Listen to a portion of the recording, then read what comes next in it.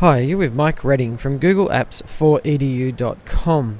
In today's Google Apps for Education news update, we're going to show you yet again another update to Google Forms, and there's been a great update to Google Plus Hangouts on Air. So this Google Apps for Education news update is actually coming to you live from Sydney International Terminal, just waiting for a delayed flight, so just apologise for any background noise you might hear.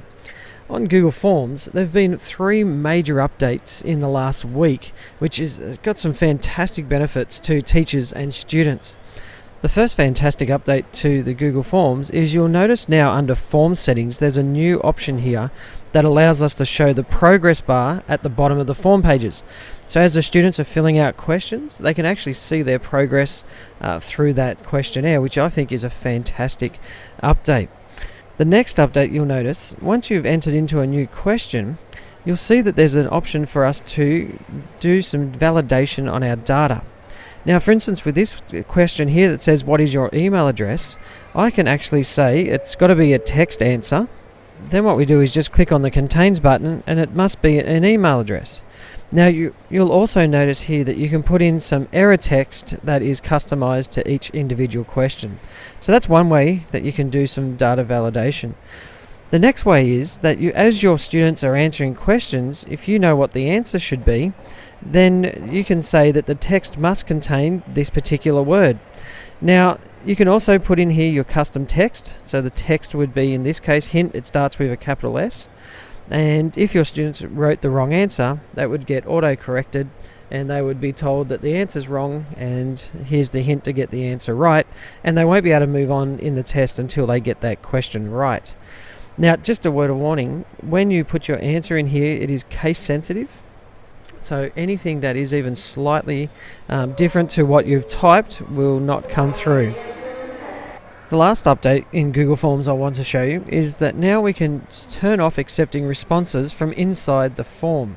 We used to have to do it through the toolbar and through the spreadsheet, but now you can just click this button.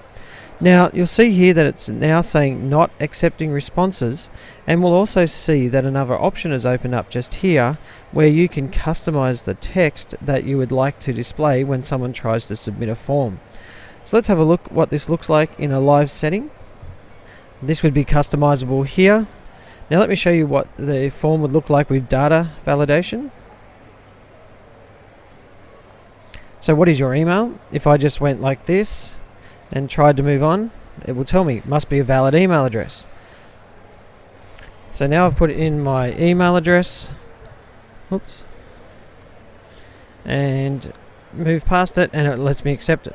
Now if I wrote Sydney without a capital here, you'll see hint, it starts with a capital S. So maybe I'll go back, put in a capital S and then tab past it and it will let me. You would have noticed down here the progress bar that was changing as we were going, and once I click submit, the usual process takes place. The other incredible update I want to show you in Google Plus was just announced just yesterday, where we now have Q&A inside Hangouts on Air. So here, your people who are watching live, not just the people who are in the Hangout, but people who are watching live can ask questions and then you can respond, people can vote, and you can then see this all happening live. Now, I'll leave this up here just so you can read a little bit about what is happening, but they're saying you can do this with up to 1 million people, so more than enough power for what we're doing in a classroom. So if you're using Hangouts on Air to expose your students to different experts, to different thinking, then this would be a fantastic tool because your students can do a live Q&A at any time. You'll also see here that it's going to roll out on desktop and view-only mode on Android. So just keep your eye on that. I'm sure there'll be further updates as time goes on.